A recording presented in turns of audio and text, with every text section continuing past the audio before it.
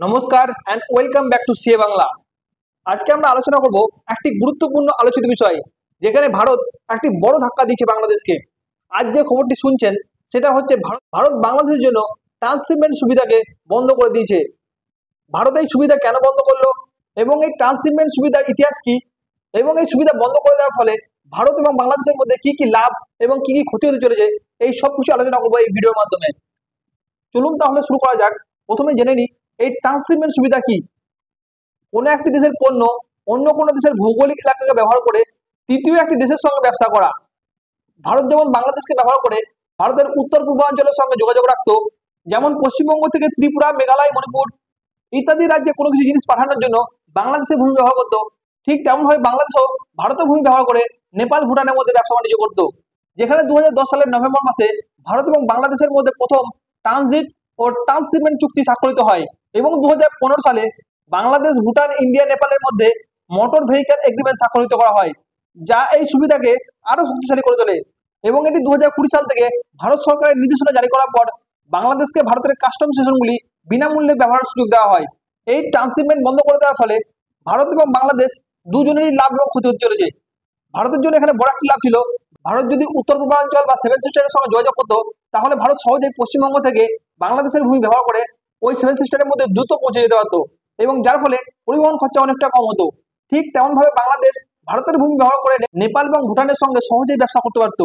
তাহলে হঠাৎ ভারত কেন এই ট্রান্সশিপমেন্ট সুবিধাকে বন্ধ করে দিল? এর পেছনে প্রধান কারণ হচ্ছে, কিছুদিন আগে আমরা দেখেছিলাম যে বাংলাদেশের অন্তর্বর্তী সরকারের প্রধান মোহাম্মদ ইউনূস চায়নার মধ্যে গিয়ে ভারতের সেভেন সিস্টারকে নিয়ে একটি মন্তব্য করে, যেখানে সে বলে ভারতের উত্তর পূর্বাঞ্চল হচ্ছে ল্যান্ডলক অঞ্চল, ভারত যদি সেখানে পৌঁছাতে চায় তাহলে একমাত্র বাংলাদেশকেই ব্যবহার করতে হবে। এই মন্তব্যটা ভারতকে অপমানজনক মনে হয়েছে, কারণ এটি একটি সার্বভৌমত্ব রাষ্ট্রকে নির্ভরশীল দেখানোর চেষ্টা করা হচ্ছিল, যার ফলে ভারত এই মন্তব্যকে শুধুমাত্র বক্তব্য হিসেবে না দেখে বরং এর পিছনে রাজনৈতিক এবং কূটনৈতিক বার্তাকে খুঁজেছে। ঠিক এই কারণের জন্যই ভারত বাংলাদেশের ট্রান্সশিপমেন্ট সুবিধাকে বন্ধ করে দিয়েছে। ভারতের অনেক বাণিজ্য সংস্থা এবং পরিবহন অ্যাসোসিয়েশন অনেকদিন ধরে দাবি করে আসছিল যে এই সুবিধায় ভারতের কোনো আর্থিক লাভ হচ্ছে না, বরং রাস্তাগুলি ক্ষতিগ্রস্ত হচ্ছে এবং কাস্টমস ব্যস্ত থাকছে, এবং যার ফলে নিরাপত্তা ঝুঁকি তৈরি হচ্ছে। এই ট্রান্সশিপমেন্ট সুবিধা বন্ধ করে দেওয়ার ফলে বাংলাদেশের মধ্যে কি প্রভাব পড়তে চলেছে?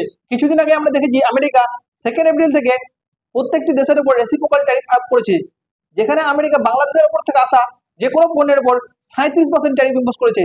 ঠিক তেমন ভাবেই ভারতের উপরেও 26% ট্যারিফ ইম্পোজ করেছে, যার ফলে বাংলাদেশ থেকে কোনো একটা টি শার্ট যদি আমেরিকার মধ্যে যায়, তাহলে 100 টাকা জিনিসটা সেটা 137 টাকা বিক্রি হবে।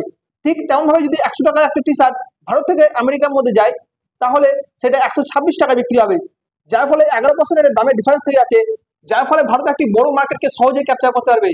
যেখানে এতদিন ধরে আমেরিকার মধ্যে বাংলাদেশের গার্মেন্ট ইন্ডাস্ট্রিগুলি নাম্বার 1 পারফরমেন্স করছিল, যেখানে আমেরিকাতে ভারতের থেকে বাংলাদেশের টি শার্ট বেশি বিক্রি হতো। আমেরিকার এই ট্যারিফের ফলে বাংলাদেশের গার্মেন্ট ইন্ডাস্ট্রি একটি বড় লসের মধ্যে যেতে চলেছে। American president Donald Trump America first নীতির আওতায় কম মূল্যে আমদানি বন্ধ করার উদ্যোগ নিয়েছিল, যেখানে বাংলাদেশ এই নীতির প্রধান শিকার হয়েছে। যদিও বাংলাদেশের অন্তর্বর্তী সরকারের প্রধান মোহাম্মদ ইউনূস আমেরিকাকে অনুরোধ করেছিল যে কিছুদিনের জন্য এই ট্যারিফকে স্থগিত রাখতে, যাতে বাংলাদেশের রপ্তানি ক্ষতিগ্রস্ত না হয় এবং শ্রমিকরা চাকরি হারা না হয়, কিন্তু ডোনাল্ড ট্রাম্প এই অনুরোধকে প্রত্যাখ্যান করেছে।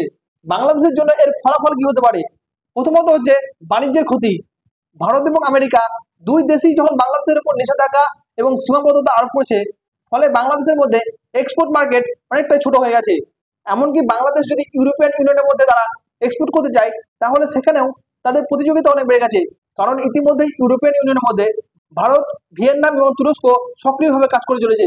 বাংলাদেশের মধ্যে দ্বিতীয় ক্ষতি হতে চলেছে অর্থনৈতিক চাপ।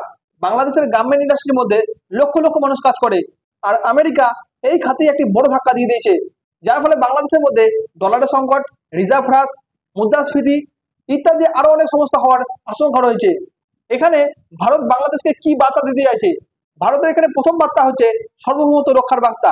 ভারত এই সিদ্ধান্তের মাধ্যমে বাংলাদেশকে পরিষ্কারভাবে জানিয়ে দিয়েছে যে ভারতের অভ্যন্তরীণ অঞ্চলকে কোনো রকম ভাবেই ল্যান্ডলক অঞ্চল বলা যাবে না, এবং বাংলাদেশ যদি এইরকম মন্তব্যের পরেও ভারতের কাছ থেকে কোনো রকমের সহানুভূতি আশা করে, তাহলে সেটা ঠিক নয়।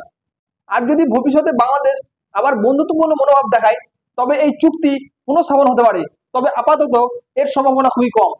তবে এর ফলে ভারতের মধ্যে একটি ডিসঅ্যাডভান্টেজ দেখা যাচ্ছে। প্রথমত হচ্ছে দক্ষিণ এশিয়ার ভূ রাজনীতি। চীন চাইছে যে দক্ষিণ এশিয়ার মধ্যে তার প্রভাব বাড়াতে। যদি বাংলাদেশ ভারতের কাছ থেকে দূরে চলে যায়, তাহলে বাংলাদেশ সহজেই চীনের দিকে ঝুঁকে যাবে, যার ফলে ভারতের মধ্যে একটি উদ্বেগের সৃষ্টি হবে। দ্বিতীয়ত হচ্ছে বাংলাদেশ সরকারের প্রধান চ্যালেঞ্জ, বাংলাদেশের অভ্যন্তরীণ সরকারকে এই ব্যর্থতার জন্য বিরোধিতার সম্মুখীন হতে হবে এবং জাতীয় নির্বাচন, বেকারত্ব ও এক্সপোর্ট মিলে সরকারকে চাপের মধ্যে পড়তে হবে। ভারতের এই সিদ্ধান্তটা কেবলমাত্র একতরফা প্রতিক্রিয়া নয়, এটি একটি সুপরিকল্পিত কূটনৈতিক বার্তা। বাংলাদেশ যদি ভবিষ্যতে ভারতের সঙ্গে সম্পর্ক উন্নয়নের পথে ফিরে আসে, তাহলে আবার তাদের জন্য দরজা খোলা রয়েছে।